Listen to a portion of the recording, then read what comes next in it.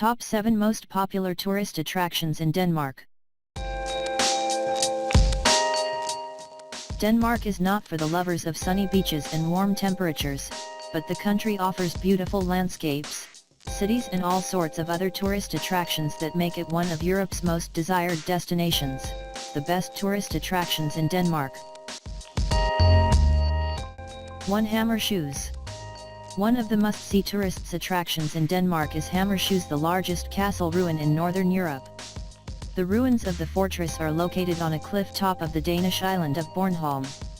Today you can still admire old wells and red brick buildings here. At the foot of the complex there is also an exhibition with interesting historical facts about the site. Emphasis is given in particular to the time around 1575 and the way people lived there. 2. Den Gamle By in Aarhus.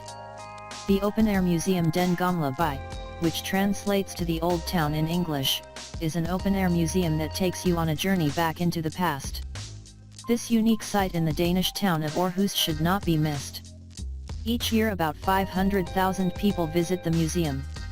It consists of buildings from the 16th century and people are encouraged to join in. Visitors can see how people worked, prepared food, or chopped firewood. Guests can even talk to the people or perhaps try to bring some water from a well or bring garbage to the dung heap.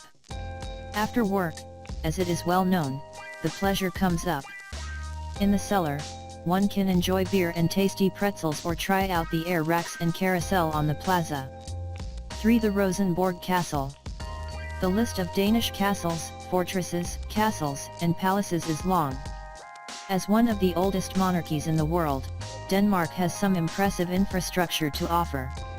The Rosenborg Palace is one of the most beautiful tourist attractions in Denmark. It lies in the middle of Copenhagen in the beautiful Royal Garden and is home to the Danish crown jewels as well as a large collection of royal art.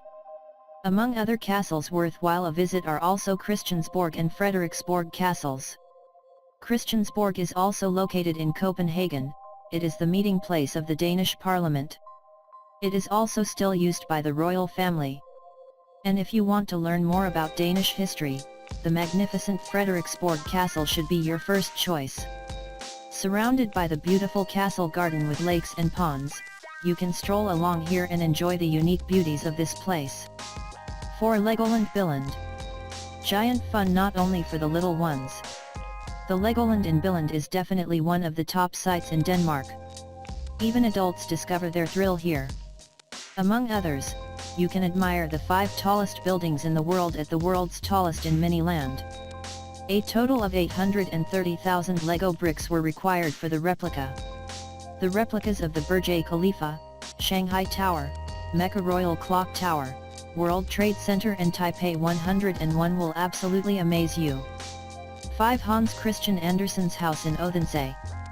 Visitors meet Hans Christian Andersen in Denmark every day. In the historical quarter of the city of Odense, visitors can explore the house of the famous writer.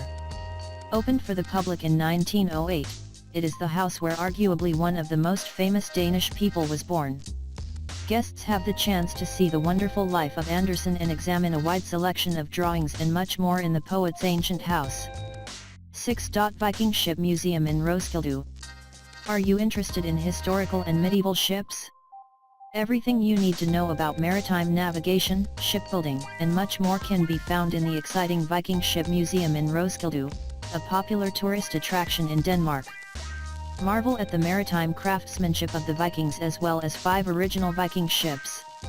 In addition to permanent exhibitions, there are also various special ones. 7. Wattenmeer.